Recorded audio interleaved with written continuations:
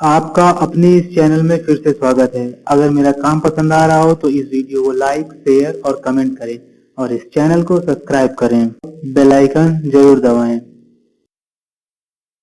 आज हम बात करेंगे कंसोलिडेशन एंड रिट्रेसमेंट, जो कि मूवमेंट का एक पार्ट है, चाहे अप ट्रेंड हो चाहे डाउन ट्रेंड।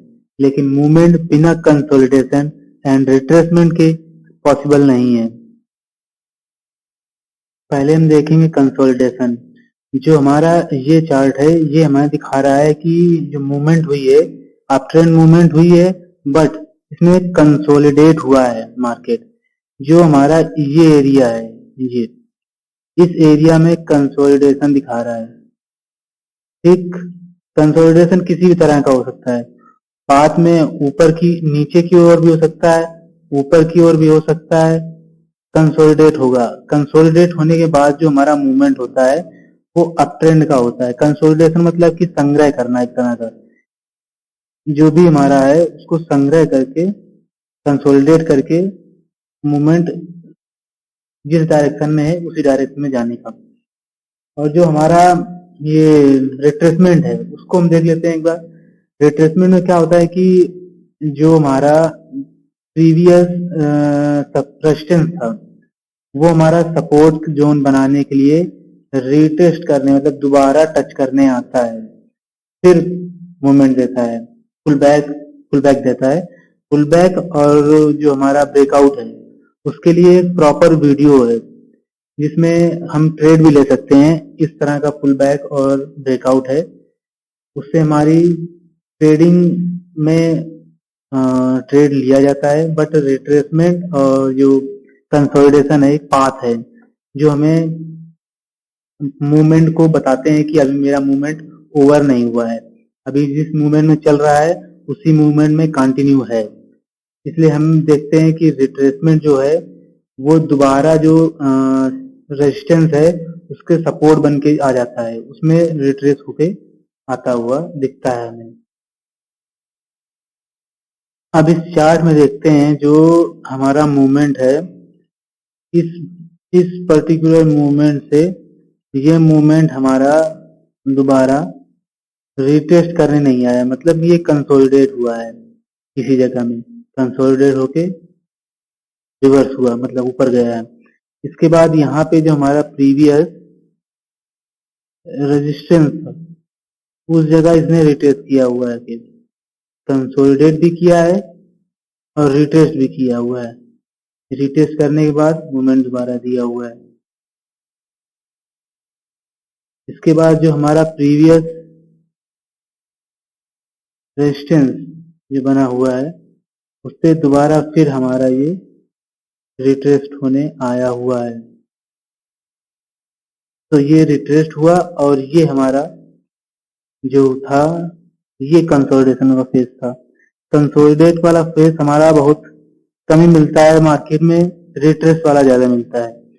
बट जो कंसोलिडेट होता है वो लॉन्गर होराइजन के लिए भी यूज किया जाता है। साल भर का हमने चार्ट लगाया, डे का चार्ट लगाया और उसमें हम देख रहे हैं कि 6-6 महीना कंसोलिडेट हुआ है, तो वो कंसोलिडेट तो हुआ है, लेकिन अगर मार्केट जो चेंज हो रही, रिवर्स हो रही या पलट रही है, मतलब कि अप ट्रेंड चल रहा था अब वो डाउन ट्रेंड बनने के लिए चल रही होना चाहती है, या डाउन ट्रेंड था वो अप ट्रेंड होना चाहती है, तो उस फेज को हम एक्यूमुलेशन फेज कहेंगे। वो कंसोलिडेट नहीं हो रहा है, एक्यूमुलेट हो रहा है। उसमें बायर ज्यादा है कि सेलर ज्यादा है, वो एक्यूमुलेट कर रहा है। लेकिन कंसोलिडेट जो होता है वो संग्रह करता है, कंसोलिडेट होता है, उसमें हमारा मूवमेंट अप ट्रेंड ही या डाउन ट्रेंड ही कंसीडर होता है।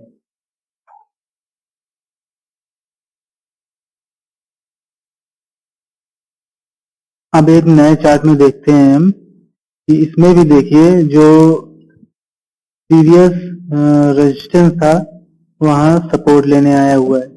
मतलब एक पाथ में ये हमेशा, ये नहीं कि बिल्कुल मूव वन डायरेक्शन में मूव करता चला जाएगा, ये हमेशा एक फेज होता है रिट्रेसमेंट का, फिर पुल बैक, फिर रिट्रेस करेगा, फिर पुल बैक, फिर रिट्रेस, फिर पुल बैक एंड कंसोलिडेट।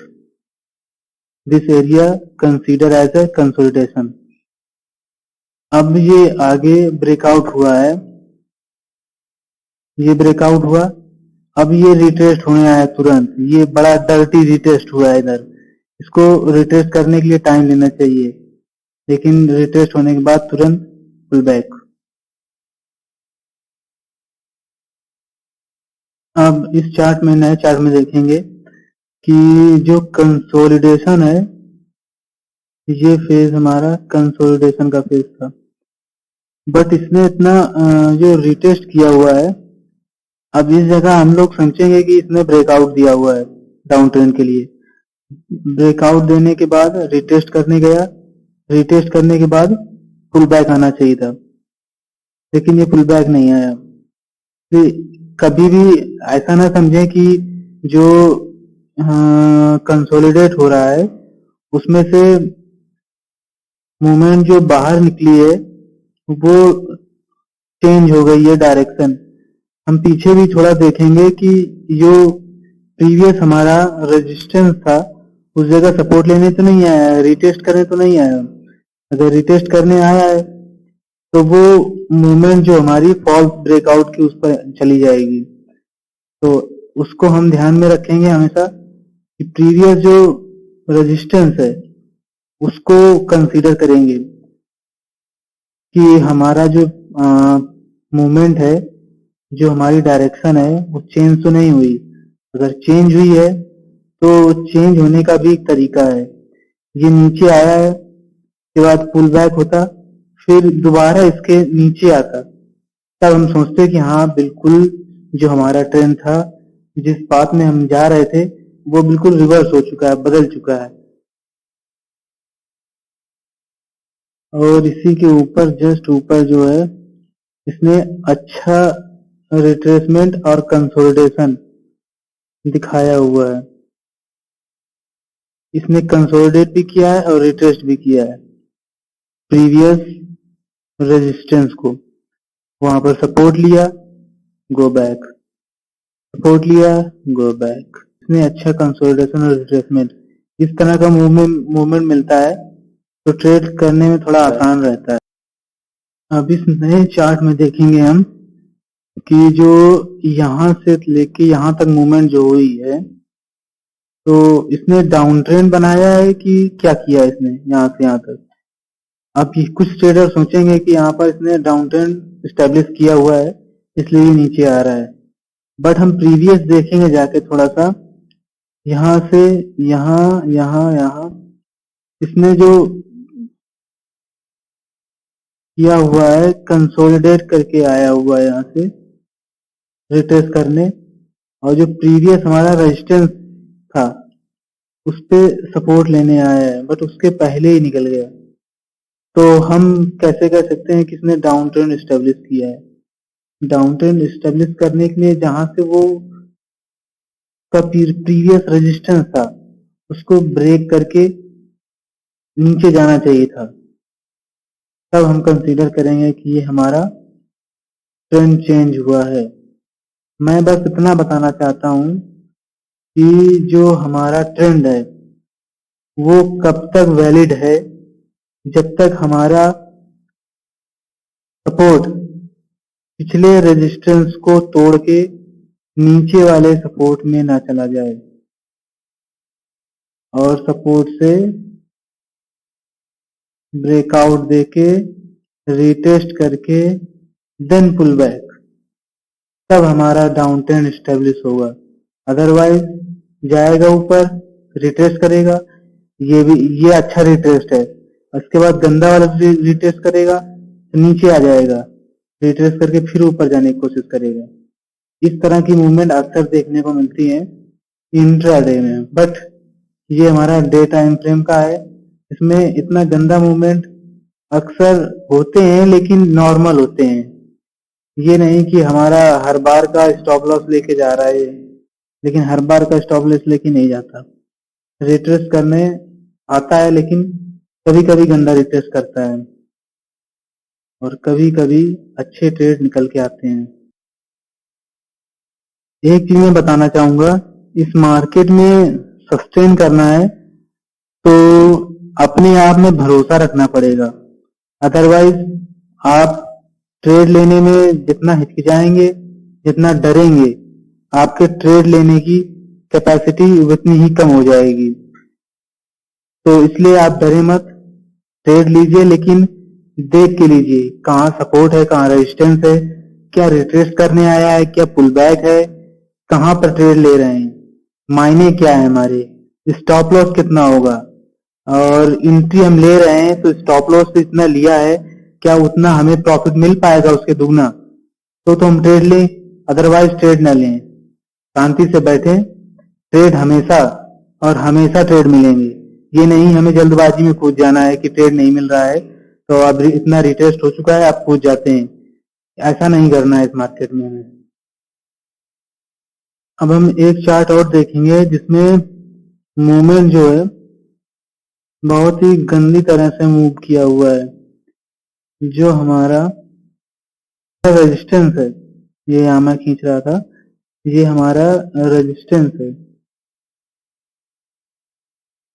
इसका रेजिस्टेंस है, इन सबका सपोर्ट है।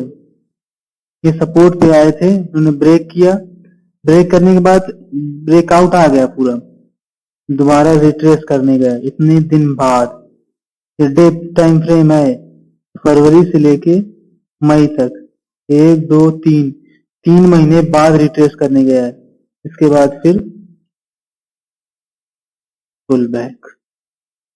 ठीक, अब ये रिट्रेसमेंट जो हमारा हुआ था इतना गंदा हुआ है कि दोबारा वहीं पहुंचा दिया अपने दिन बाद, मंथ बाद समझ लीजिए।